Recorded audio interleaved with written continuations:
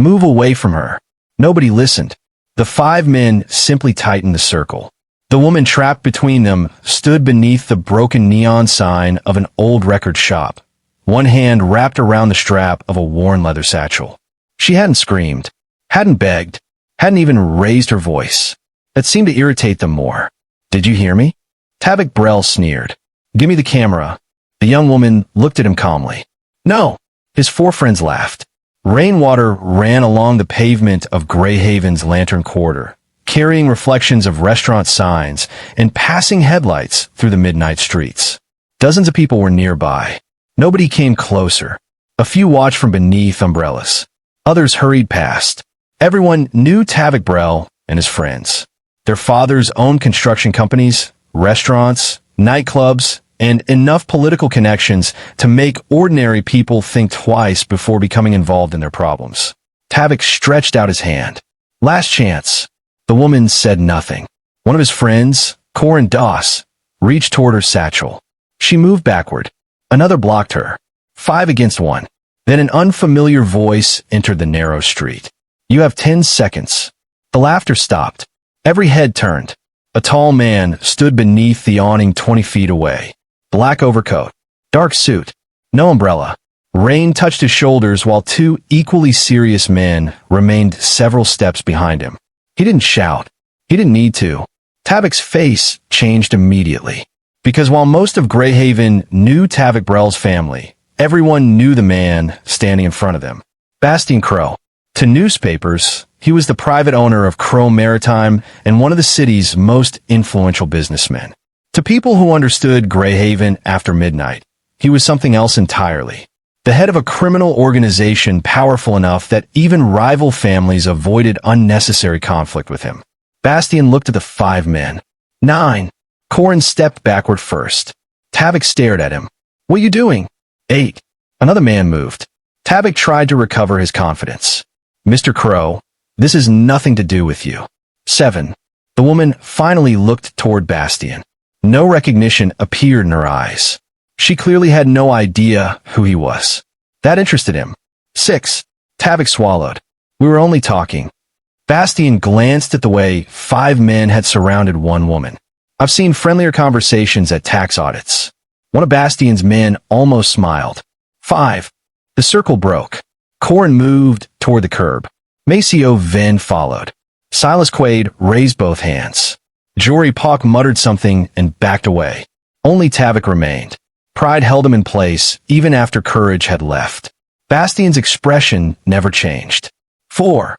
Tavik stepped back. "Smart decision," Bastien said. The 5 men gathered together several feet away. Bastien looked at them. "You may leave." Tavik glared at the quiet woman. "This isn't over." For the first time, Bastien's eyes became colder. "Then perhaps you misunderstood the generosity of those 10 seconds. Tavik said nothing else. They walked away. Fast. The entire confrontation lasted less than a minute. But what Bastien did not yet know was that the quiet stranger holding that camera had captured something earlier that evening that could destroy far more than the reputations of 5 spoiled men. And what she didn't know was that Bastien Crow had been searching for someone connected to those images for nearly 2 years. If you enjoy stories where one unexpected encounter changes everything, subscribe to the channel and stay with this one, because those 10 seconds were only the beginning. Bastien waited until the 5 men disappeared around the corner. Then he looked at the woman. "Are you hurt?" "No." Her voice was soft, steady. He noticed she was probably in her late 20s. Dark auburn hair escaped from beneath a knitted cap. No expensive jewelry. No dramatic makeup. Nothing about her suggested she belonged in the exclusive clubs surrounding Lantern Quarter. She carried an old professional camera. Bastien nodded toward it. "They wanted that." "Yes." "What?" The woman looked past him. "They didn't like what was on it." Bastien waited. She didn't continue. Most people filled silence around him nervously. This woman seemed perfectly comfortable inside it. "What's your name?" "Leora Fenwick." "Bastien." "I heard." That almost amused him. Then asking questions about 5 men connected to wealthy families can become complicated. "I wasn't asking questions." "What were you doing?" "Taking photographs." "Of them?" Not intentionally. Bastien studied her. She was difficult to read. Not frightened. Not impressed. Just tired. One of Bastien's men approached. "Car is ready." Leora shook her head immediately. "I can walk." Bastien looked at the rain. "You intend to walk in this? My apartment is 12 minutes away. Those men may return." "They won't." "You sound certain." She glanced at him. "You counted down from 10, and 4 of them started leaving at 8. A faint smile appeared at the corner of Bastien's mouth. "You noticed." "I noticed things." "That explains the camera." Leora adjusted the satchel. "Thank you for helping." Then she started walking. Bastien stared after her.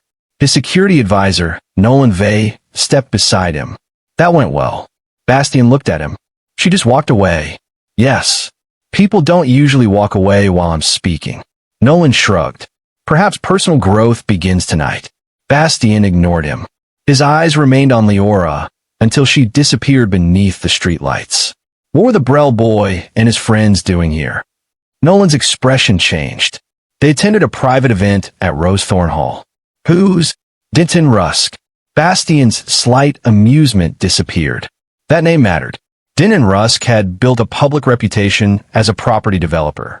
Privately, Bastien suspected Rusk had been involved in a fire that destroyed a warehouse belonging to one of Bastien's oldest legitimate business partners 2 years earlier. 3 night workers had narrowly escaped. The investigation had ended without charges. Important footage had mysteriously disappeared. Witnesses changed their statements. Bastien had never forgotten. What was Miss Fenwick photographing? Nolan looked toward the corner where she had vanished.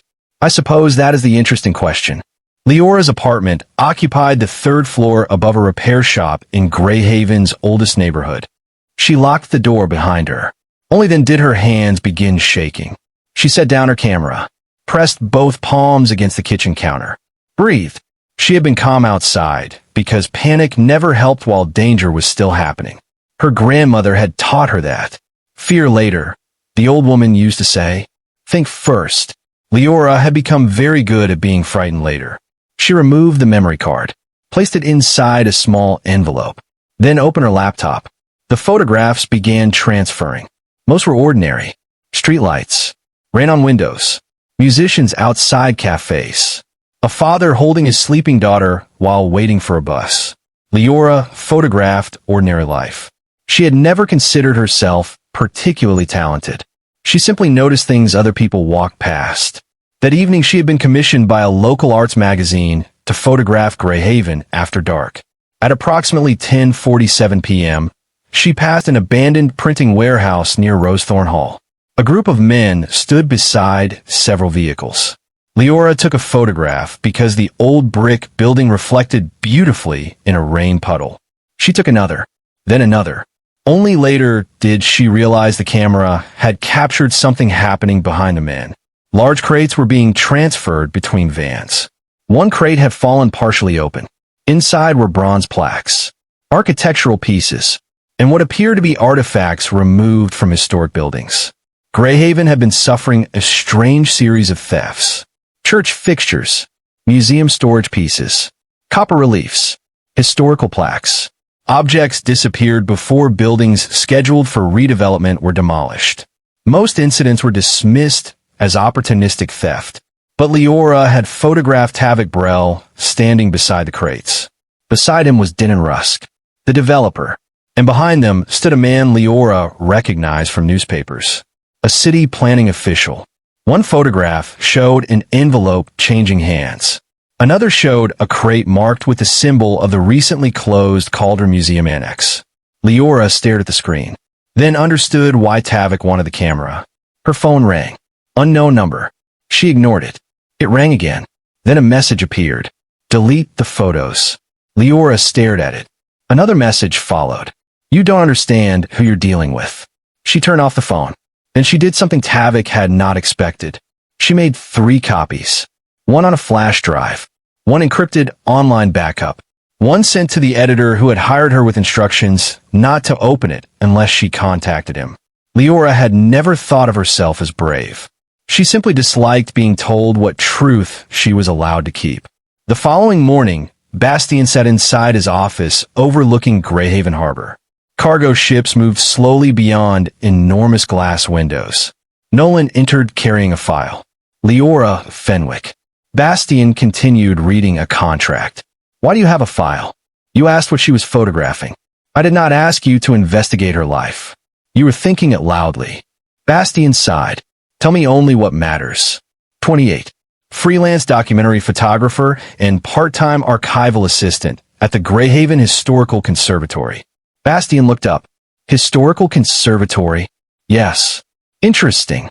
She specializes in photographing neighborhoods scheduled for redevelopment. That was more interesting.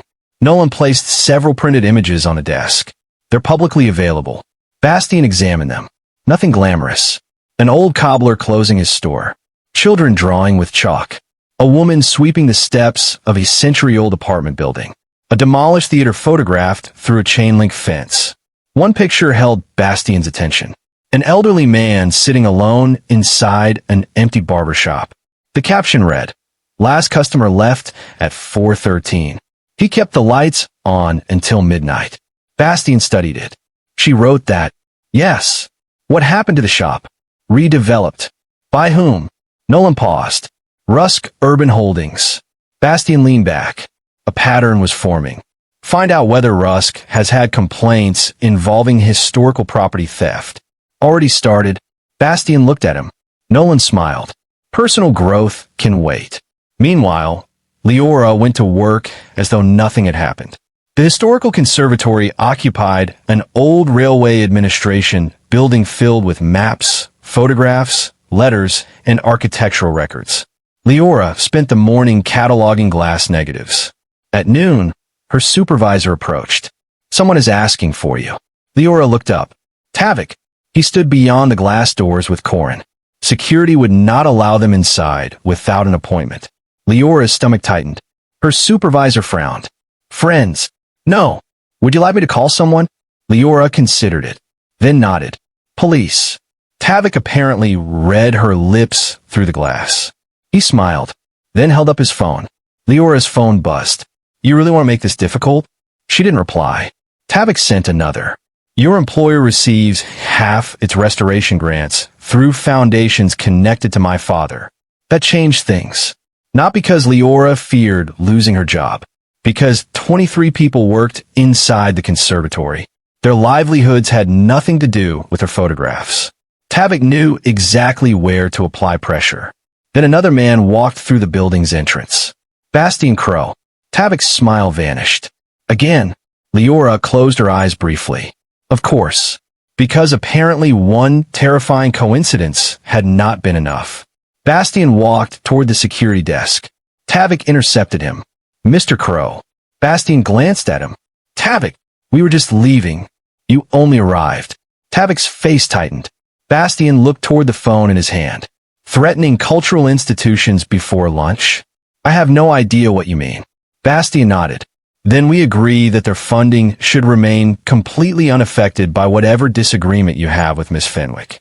Tavik understood the warning. He forced a smile. Of course.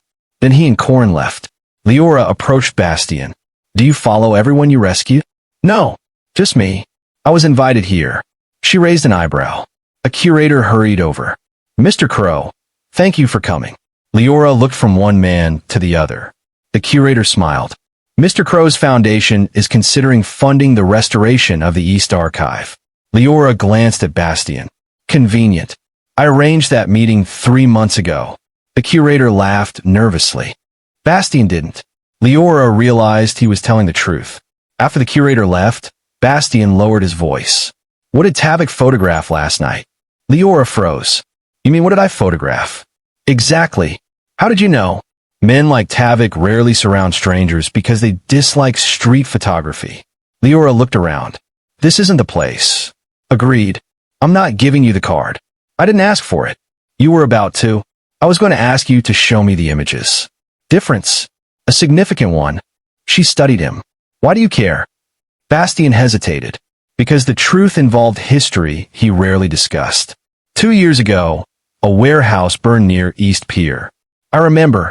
Someone was using the property to store architectural pieces from buildings awaiting restoration. Leora frowned. Stolen pieces? We suspected so. Rusk, Bastian looked at her. That confirmed enough. Leora's expression changed. You already suspect him. Yes. She considered walking away. Instead, she said, there's a cafe across the street. 10 minutes later, they sat in the quietest corner. Leora placed her camera on the table, but kept one hand over it. If I show you these, they stay with me. Yes. You don't send your men after anyone. Bastian's eyes lifted. I don't operate quite the way newspapers imagine. That wasn't an answer. Nolan, sitting 2 tables away, pretended not to listen. Bastian almost smiled. No violence. Police. If there is evidence of a crime, yes. Journalists, your decision. Leora nodded. Then opened the photographs. Bastian's expression slowly hardened. Din and Rusk. The crates. The city official. Tavik. One picture especially caught his attention. A bronze relief visible inside the broken crate. Bastian enlarged it. What? Leora asked. He said nothing for several seconds. Then turned the screen. The relief showed a winged compass surrounded by waves. Do you recognize it? Leora asked. Yes. From where? The Marrow House. Leora knew the name. Everyone who studied Greyhaven architecture did. Marrow House had been a 19th century sailor's refuge near the harbor. It was destroyed in the warehouse fire 2 years earlier. One of the supposedly lost pieces was a bronze relief above its main entrance. That was reported destroyed. Bastian's voice became quiet. It wasn't. Leora understood. If Rusk has it now, he had access to stolen artifacts before the fire.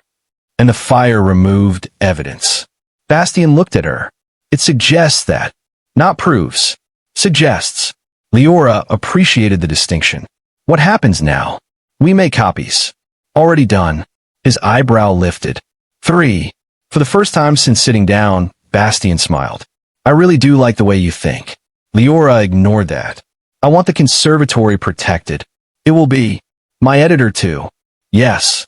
And the elderly night guard at the printing warehouse. He might have seen something. Bastian looked at her more carefully. She had just been threatened. Yet her first concern was everyone else. All right. Over the following week, pressure increased. An anonymous complaint claimed Leora had trespassed while taking photographs. False. A client canceled a large photography contract. Then another. Someone circulated rumors that she manipulated documentary images. Leora refused to respond publicly. Bastian found this infuriating. You need to defend yourself. They sat inside a private room at the conservatory where Leora was helping investigators identify the artifacts in her photographs. Against what? Lies. If I answer every lie, I spend my life allowing dishonest people to choose my schedule. Bastian stared. That is either extremely wise or extremely stubborn. Both. He looked at Nolan. Nolan nodded. Definitely both. Leora returned to her files. Bastian had known powerful people his entire life. Most confused being heard with being strong. Leora possessed a different kind of strength. She could let silence sit in a room until someone else became uncomfortable enough to reveal themselves. That quality fascinated him. 3 days later, the police obtained warrants related to the warehouse shown in Leora's photographs. Inside, they recovered stolen historical materials from 7 demolished properties. The story exploded across Greyhaven. Din and Rusk denied involvement. The city planning official resigned. Tavik and his friends claimed they had only attended a party nearby. Then Tavik made his worst mistake. He went after Leora publicly. The Greyhaven Heritage Council held an annual preservation dinner at the old Orphean Glass House. Leora had been nominated for an award documenting disappearing neighborhoods. She nearly skipped the ceremony. Her supervisor insisted. You have spent 6 years photographing everyone else's history. Put on something nice and allow yourself to exist in one photograph. So Leora attended. The glass house looked magical at night. Thousands of panes reflected warm lanterns above tropical plants and stone fountains. Architects, historians, donors, and civic leaders filled the room. Leora wore a simple dark green dress. No elaborate jewelry. Her camera remained at home. For once she wanted to experience an evening without looking through a lens. Bastian attended, because his foundation was one of the sponsors. He noticed Leora immediately.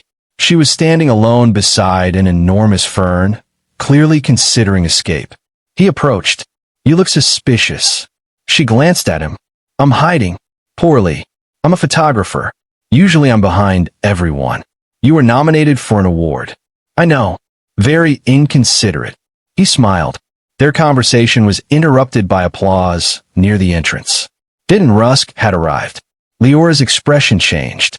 So much for a peaceful evening. Rusk walked directly toward them. He was in his late 50s, silver-haired, elegantly dressed, smiling like a man who had never been denied entry anywhere. "Mr. Crow." Bastian nodded. "Denton." Then Rusk looked at Leora. "Miss Fenwick." She said nothing. "I believe we have you to thank for this unpleasant week." Leora met his eyes. "You could thank the camera." Rusk smiled. "You think photographs always tell the truth?" "No." Her answer surprised him. "They only show what was in front of the lens. An interpretation supplies the rest. That is why investigators exist." Rusk's smile disappeared slightly. Bastian watched. He didn't intervene. Leora didn't need him to. Rusk lowered his voice. "You have damaged good families. I photographed crates. You humiliated my son and his friends. I didn't surround them in an alley." Bastian almost smiled. Before Rusk could answer, Tavik appeared. With Corin, Maceo, Silas, Jory, all five. Again, Tavik had been drinking. His face was flushed. "You." Leora sighed. "Apparently vocabulary is not hereditary." Corin snorted before catching himself. Tavik glared at him. Then at Leora. "You destroyed everything." "No." Her voice remained quiet. "I took pictures. My father is being investigated because of you. Your father is being investigated because investigators found stolen property. You think you're clever?" Leora looked around. People had begun watching, the same way they watched that first night. Except this time nobody walked away. Tavik stepped closer. Bastian moved slightly. Leora lifted one hand, not asking for protection, asking him to wait. Bastian stopped. Tavik noticed. That gave him confidence. "You hide behind Crow now?" Leora's expression changed. "I was handling your threats before I knew his surname." Tavik looked around at the staring guests. "You're nothing but a woman with a camera." Leora nodded. "Yes." That answer confused him. She continued. "And somehow that was enough to terrify 5 men." A few guests laughed. Tavik's face reddened. "You think this is funny?" "No." Leora stepped closer. "I think it is sad." The laughter vanished. "You had every advantage. Money, education, family connections. Doors open for you before you knock." Her voice remained quiet. "And somehow 5 of you still needed to surround one stranger in the rain because you were afraid of what she had seen." Tavik stared. Leora continued. "You keep telling everyone I ruined your life." She shook her head. "I didn't make you stand beside those crates. I didn't send threatening messages. I didn't interfere with grants. I didn't come here tonight looking for another confrontation." Tavik looked around. For the first time, he understood how many people were listening. Leora finished. "If your life is falling apart, stop handing me the credit for choices you made yourself." Complete silence. Then applause began. Not explosive. Slow. One person. Then several. Tavik looked humiliated. He stepped forward. Bastian finally moved. One step. That was enough. Tavik stopped. Bastian looked directly at him. "Do we need another countdown?" The room went still. Tavik remembered the rain. The street. 10 seconds. "No." "Good."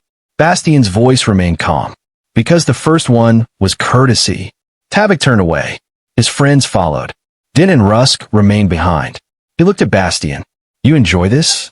"No." Bastian looked toward Leora. "I enjoy watching people discover that consequences are not persecution." Rusk left without answering. Later that night, Leora won the Preservation Award. She hated the attention. When she reached the microphone, she stared at the audience for several seconds, then spoke. Photographers are often credited for showing people things nobody else sees. She shook her head. That isn't quite true. Most important things are already visible. The elderly shopkeeper watching his neighborhood disappear. The worker entering a building before sunrise. The child staring through the window of a home her family can no longer afford. The powerful person assuming nobody is paying attention. Her eyes briefly found Bastien. The camera doesn't create truth. It simply asks us not to look away. The room rose. This time, when people applauded, Leora allowed herself to smile. Investigations continued for months. Denon Rusk was eventually charged with offenses related to stolen cultural property, bribery, and fraudulent redevelopment records. Others were charged separately according to their involvement. Leora never celebrated. When Bastien asked why, she answered simply, "Accountability is necessary. It doesn't have to be enjoyable." That stayed with him. Bastien's world had taught him to divide people into allies and enemies. Leora saw something more complicated. People. Flawed. Responsible for their choices. Sometimes capable of changing. One afternoon, months after their first meeting, Leora returned to Lantern Quarter. The old record shop had reopened. She stood across the street with her camera. Bastien appeared beside her. "You always arrive without making noise?" She lowered the camera. "You're accusing me of that?" "Fair." He looked toward the place where Tavik and his friends had surrounded her. "Do you ever think about that night?" "Sometimes." "Were you frightened?" "Terrified." Bastien looked surprised. "You didn't look frightened." "That was the idea." He smiled. "I thought you were either incredibly brave or slightly insane. Those are not mutually exclusive." He laughed. Leora lifted the camera and photographed an elderly couple walking beneath one umbrella. Bastien watched. "What will you call that one?" "I don't name them immediately." "Why?" "Because sometimes you think a photograph is about one thing when you take it." She lowered the camera. "Then years later you realize it was about something else." Bastien looked toward the street. "Like that night?" "Yes." "What did you think it was about?" "5 bullies." "And now?" Leora considered the question. "A crowd." Bastien frowned. "The crowd?" "There were 30 people around us. Probably more. Everyone remembers the 5. She adjusted the camera strap. "I remember the people who looked away." Bastien became quiet. "That bothered you more?" "Yes." "Why?" "Because there are always cruel people." She looked at him. "What determines what they can do is often how many decent people decide it isn't their problem." The words landed heavily. Bastien remembered his own life. How often fear kept people silent. How often power survived because witnesses preferred comfort. "And then I showed up," he said. Leora smiled. "Eventually." He raised an eyebrow. "Eventually? You could have arrived 2 minutes earlier." He laughed. "You really are impossible." "No." She lifted her camera. "Just observant." A year after the investigation began, Greyhaven opened a new public archive dedicated to salvaged architectural pieces recovered from illegal storage sites. The bronze relief from Marrow House hung above the entrance. The winged compass. The waves. Restored. Bastien stood beneath it during the opening ceremony. Leora photographed children entering the building. Nolan approached carrying 2 cups of coffee. "One for you." Bastien accepted it. Nolan looked toward Leora. "She changed you." Bastien frowned. "No. You attend museum openings now. My foundation funded this. You know the name of 3 archivists?" "4."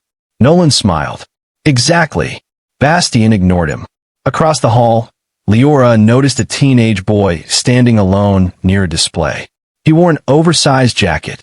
Cheap shoes. He looked uncomfortable among the elegant guests. 2 wealthy-looking boys nearby whispered and laughed.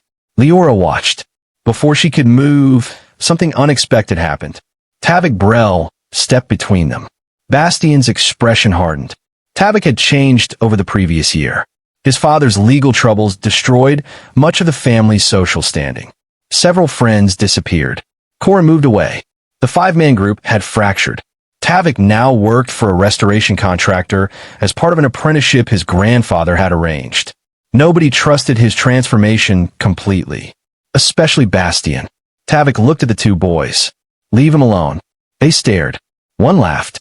"What?" Tavik paused, then said something Bastien never expected. "Because you don't need a reason not to humiliate somebody." The boys walked away. Tavik didn't notice Bastien watching. Leora did. She lowered her camera. Bastien approached. "You didn't photograph that." "No." "Why?" Some moments belong to the person trying to become better. Bastien looked toward Tavik. You trust him? No. Leora smiled. Growth doesn't require me to become stupid. Bastien laughed.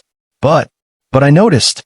That evening, they stood on the archive rooftop overlooking Greyhaven. Lights stretched toward the harbor. Leora leaned against the railing. Bastien remained beside her. Do you know what Nolan said? That sounds dangerous. He said you changed me. Did I? No. She nodded seriously. Excellent. You could pretend to be offended. I think people take too much credit for changing other people. Bastien considered that. What changes them? Usually consequences. She smiled. And occasionally 10-second countdowns. Bastien laughed. I knew you were going to say that. She looked toward the harbor. Do you regret it? Giving them 10 seconds? Yes. He thought for a moment. 9 might have been sufficient. Leora shook her head. Terrible. He became serious. I regret something else. What? That night, I thought I was saving you. Leora looked at him. Bastien continued. I assumed you were simply a stranger who had wandered into trouble. You were a stranger. You were quiet. I'm still quiet. I mistook that for vulnerability. She smiled faintly. So did they? Yes. He looked toward the glowing archive below. You exposed a theft operation, protected your co-workers, refused to be intimidated, and stood in front of an entire room telling 5 powerful men exactly what they needed to hear. He shook his head. You didn't need someone to make you strong. Leora answered quietly. No, but everybody needs someone to stand beside them occasionally. That surprised him. She looked at him. You helped. Not rescued. Helped. For some reason, Bastien valued that word more. Years later, people in Greyhaven still told the story incorrectly. Some claimed Bastien Crow threatened 5 men in a dark alley. Others insisted his entire organization appeared. One ridiculous version claimed 50 armed men surrounded Lantern Quarter. Leora laughed whenever she heard it. The truth was simpler. There had been 5 bullies. One quiet stranger. A crowd pretending not to notice. Then one man decided to intervene. He gave them 10 seconds. They needed 6. But those seconds mattered for reasons nobody understood at the time. They gave Leora enough space to protect evidence that exposed corruption hidden behind expensive suits and respectable businesses. They forced Bastien to notice someone whose strength looked nothing like the power he understood. And eventually they taught Tavik that being feared by weaker people had never made him powerful. It had only made him small. The photographs from that first night were eventually displayed inside the Greyhaven Public Archive. Not the evidence photographs. Leora refused to turn those into entertainment. Instead, she displayed one image taken less than 3 minutes before the confrontation. Rain falling across Lantern Quarter. People walking beneath umbrellas. Reflections covering the pavement. Near the edge of the frame stood 5 blurry figures. Almost unnoticeable. The title beneath it contained only 2 words. Before anyone. Visitors constantly asked what it meant. Leora never explained. She believed photographs should leave a little silence for people to fill themselves. Bastien understood. Before anyone became a defendant. Before anyone became a witness. Before Bastien became the man counting backward. Before Leora became the woman whose photographs helped expose a scandal. They had all simply been people standing on the same wet street. Then choices separated them. 5 chose intimidation. A crowd chose silence. One woman chose not to surrender the truth. And one man chose to stop walking and say something. That was what Leora eventually believed courage really was. Not being fearless. Not winning every confrontation. Not having powerful friends.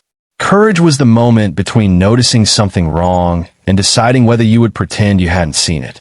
Sometimes that moment lasted years. Sometimes minutes. And sometimes it lasted exactly 10 seconds. So if you enjoyed this story, subscribe to the channel because there are more powerful stories about courage, consequences, hidden truths, and unexpected people waiting for you here.